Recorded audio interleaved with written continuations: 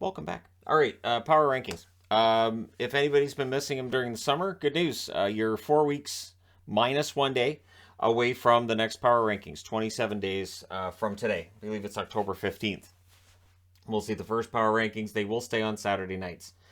I've debated it at times about when the best time is to post said power rankings. The one night I could see myself changing it to might be Friday night. Fridays are normally not very busy games in the National Hockey League. The problem is this: your busiest day is Saturday. It gives you a really good idea of where everybody's at. And if I posted a power rankings on Friday, Saturday night there would be a lot of people saying, "See, your rankings are wrong because," which is going to happen anyways. Really wouldn't matter what day of the week it was. It's going to be the same thing. The only other night that might have worked would be Sunday night, but with the amount of people who have school and work on Monday, it doesn't work. I know people watch it on Sunday morning when they get up. I know people stay up late on a Saturday night to watch them. So it's going to stay at that same time. With the new set, with the new house, that should help. I have more room in order to get everything set up. I've got plenty of room in here for the puck board. I can have everything set up. I don't have to take everything down and move stuff around, which is what I had to do in the old house on the old set. It got pretty cozy in there, sometimes uncomfortable, especially if it was a really busy Saturday night. So some of that stress should be gone this year, and it should be a lot easier. So that means power rankings videos should go up earlier.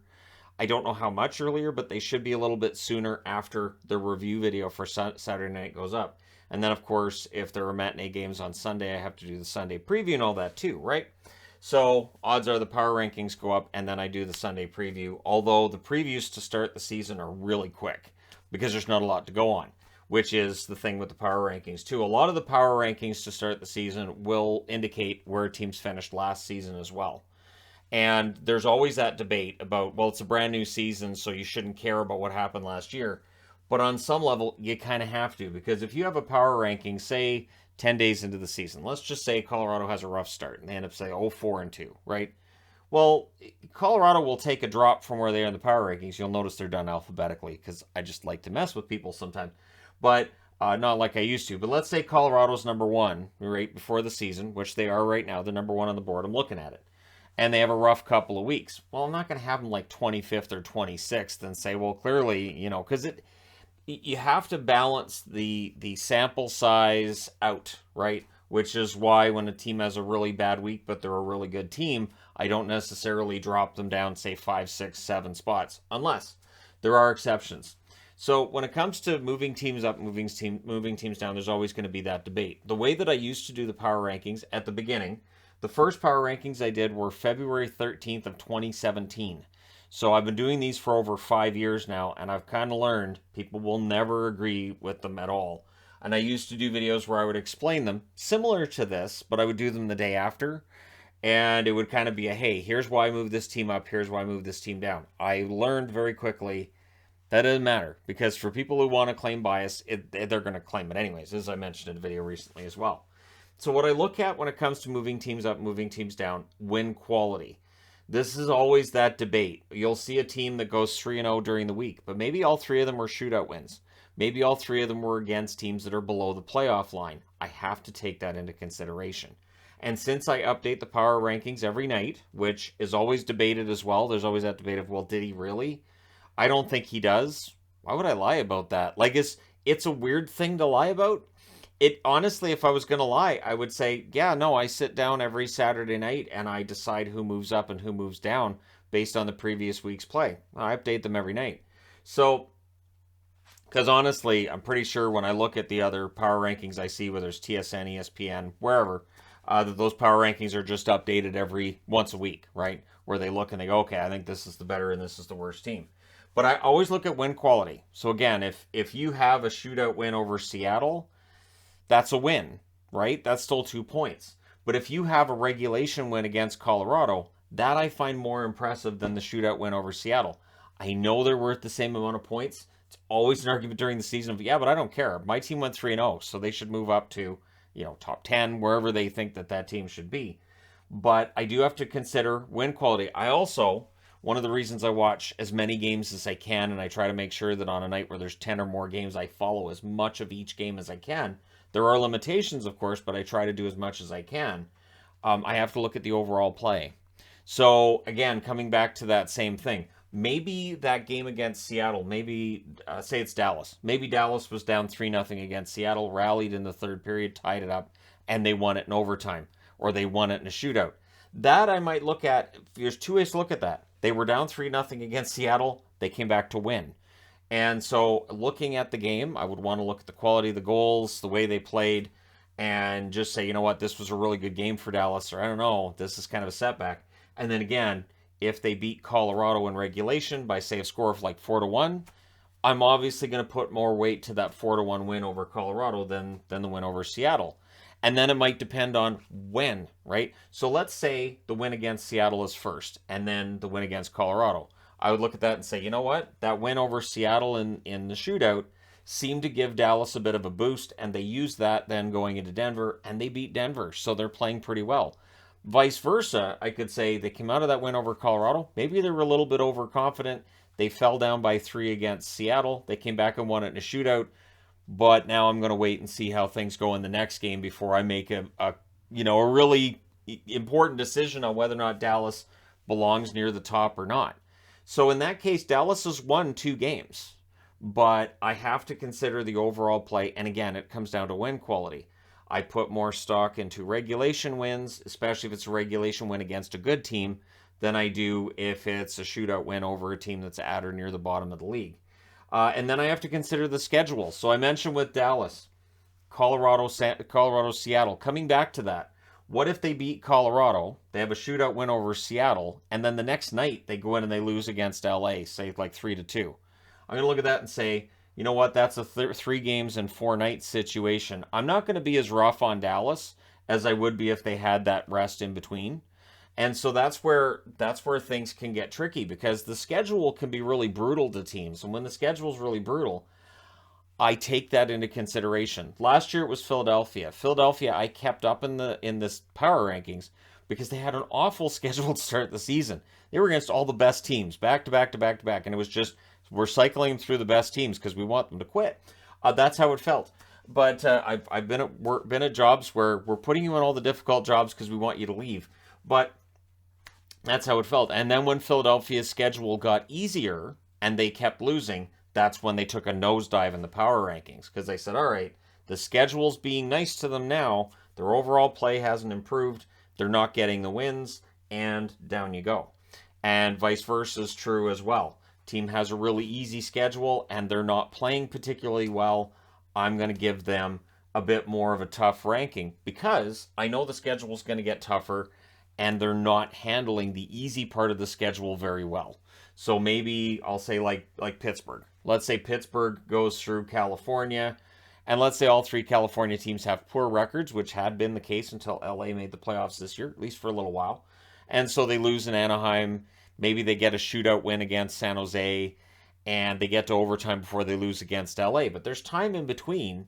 I might look at that and go, well, it's a road trip, yes, but I'm concerned with the way they're playing, so I'll hold them back a little bit.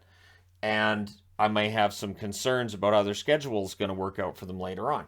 There are teams who play better against good teams than they play against poor teams. That's the thing. And with the way that I do this, that should be reflected as well. There is no right answer to me when it comes to power rankings, which is why I went with alphabetical, because it's all fine that way. It's not a problem. It really is subjective. That's why when the NHL releases their power rankings every week, I look at them. And I look at them because their power rankings are basically made up of staff members voting on who they think are the best 16 teams. And then they have the Power 16 every week. I think it's called Power 16. But it's the 16 teams they feel are playing the best. And you will see certain members of the staff might have a team that's 12th or 11th or top 10 that another staff member doesn't even have in the top 16. And I don't view that and say, well, that member of their staff clearly doesn't know what they're talking about. I just say, yeah, I can understand this staff member is more impressed with this play than that one is, and vice versa, where you think that's great, I don't. So it really is a guide that I've understood over the years. There's no right and wrong answer to. And I stopped doing reactionary too. So when it was beginning back in 2017, I was like, okay, I got to come up with some kind of a formula here that works. Now, I'm going to do a minor alteration to how I do my power rankings this year based on the fact that I've got more room to track everything. But I'm not going to make major changes. So basically, I'm just going to make sure that they're reflecting the play that that team has exhibited over the last, I'm going to say month. So the power rankings from week to week should be somewhat consistent in terms of where teams are ranked. At the start of the season, there's going to be some crazy changes. That first month, you're going to see teams going up 6 spots, dropping 8 spots, and all of that, because it is a different season. Some teams are going to have a fallback. Some teams are going to absolutely skyrocket. But again, there's a limit to how far I can go with that. And then the argument then becomes well, you can't have this team ahead of that one because that team has much higher up in the standings, so it doesn't make any sense. But standings don't necessarily reflect how a team is playing right now. And that to me is what the power rankings should reflect, while using a month worth of data, because I think that also makes sure that you're not overreacting to a bad week or a great week, right? So I'm planning on doing that this year. I think that's something that I think it should work out relatively well. And so I'm looking forward to making that small change to how the power rankings are done this year. And I always expect there's always going to be downvotes. There's always going to be people saying, I hate this. These power rankings are dumb. I've always wondered, when it's the same people that week to week to week are making that same comment, why do they keep watching that? I don't understand. Like, I have a love-hate relationship with The Flash as a TV show. But for me, it's more of I'm so far into it that I might as well see how it ends. There isn't really an end when it comes, I hope not anyways, when it comes to the National Hockey League. So I find that interesting that every week people will do that. If I don't think that a publication is being fair to a team that I like, I probably won't participate in any of their published materials. And I say that as somebody who has had that experience. One of the reasons I came up with the power rankings was because I would look at other power rankings and say, well, I completely disagree with this. And there were various reasons for why I disagreed. Sometimes I thought they were overrating one team, they might be underrating another. And so I started doing power rankings, and they hit. Not right away. The first power rankings I did, I think, had like 1,500 views, which at the time was pretty good for the channel. Over 5 years ago, that was pretty good. But I didn't do them weekly right away. I was kind of like, that was fun. All right, I did power rankings. I'll go off, do other stuff. It's sort of like the reviews and previews. I didn't start out every day on this channel reviewing every single game, and I didn't start out previewing every single game either. It just naturally evolved to that position where I watch and review every game. There were nights where I didn't really watch that much hockey when the channel was starting out. Or I might have watched one game, and that was it. And then I would look at the out-of-town scoreboard and go, oh, that's interesting. But I found that as the channel got bigger and I was getting views from every fan base, I was like, I need to watch every team. I can't just start a channel where I'm talking about every team in the league and not watch every team equally. So that's where that got started. And hopefully there aren't any interruptions to that. Hopefully this season it won't be a problem. Of course, in weeks' time when the preseason gets started, I'm in California, but it's the preseason getting started, so I'm not overly concerned. Once we get back, I will be doing reviews of a preseason game or two here and there whenever they're on TV, although that can be very all over the place in terms of, okay, so is that game on TV? No? Okay. Preseason games very often are blacked out, and I don't just mean blacked out like a local blackout. It may just be there's actually no live coverage of that game. You may have to go to NHL radio for that, which I'm hoping with the NHL Live switch over to Sportsnet now, I'm hoping that you can still, through the NHL, at least listen on the radio to every broadcast. And the reason I say, I'm going to say this here because I just want to throw this out there. For people who might be upset about the fact that now on the Canadian side of the border, you can't switch between which live feed you're watching between home and away. It'd be nice if the radio matched. Now, of course, the radio has to sync up. That's the one thing, too. You can't have where what you're watching on TV doesn't match what you're hearing from the audio on the radio. So it's got to sync up. That might be kind of a tricky part, but I did appreciate being able to listen on the radio at times where I didn't want to use a whole bunch of data watching video. And I mean, listening on the radio is what we all used to do. Jim Robson and Tom Larscheid. I used to love just sitting in my room and listening to a Canucks game and, you know, thumbing through whatever Canuck magazine, NHL magazine I might have had because I was really socially active. Yeah, no. Anyways, yeah, so that's the plan for this year. I'm looking forward to getting these going again. It will be interesting, too, because, of course, you do have the 2 games in Europe. What do I take away from that? So if they both win a game, does that tell me anything? Probably not.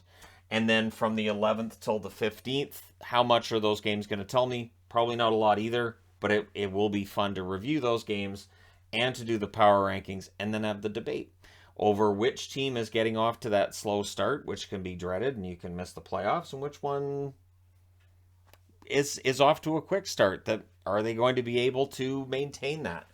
And that's where the debates come in. So I'm looking forward to it.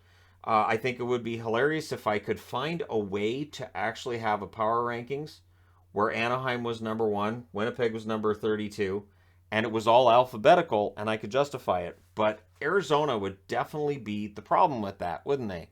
Because them being number 2 in the power rankings has never happened. So if you're a Coyotes fan, congratulations, you're welcome.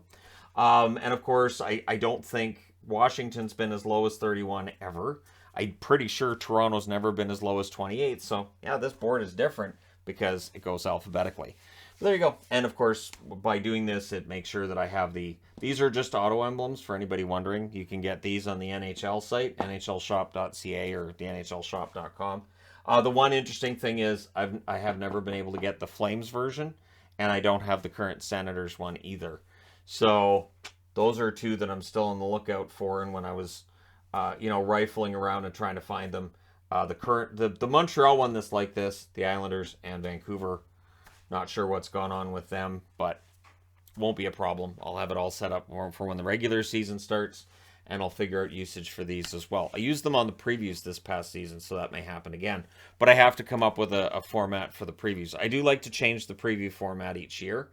Preview videos should be short. Review videos are going to be long, as are power rankings. I do my best to explain, which means people skip to the end and say, this is why you're wrong, which is all right. It's fine. But when a power rankings video goes live and the video is 28 minutes, and within 4 minutes somebody's complaining about where I have a team in the power rankings, I suspect they didn't watch the whole thing. Or they watched it at such a speed that there's no way you could understand what I was saying. All right, there you go. Let me know your thoughts in the comment section below, as always. Don't forget to hit like and subscribe if you're browsing your way through, you just happened upon this video. And hey, thank you guys so much for all your support. I'm looking forward to getting into next season, but before next season gets rolling, I got some concerts to go to, which of course we'll be reviewing on the Entertainment Guy channel. So I'm looking forward to that. Thanks again for all your support. I will talk to you again soon.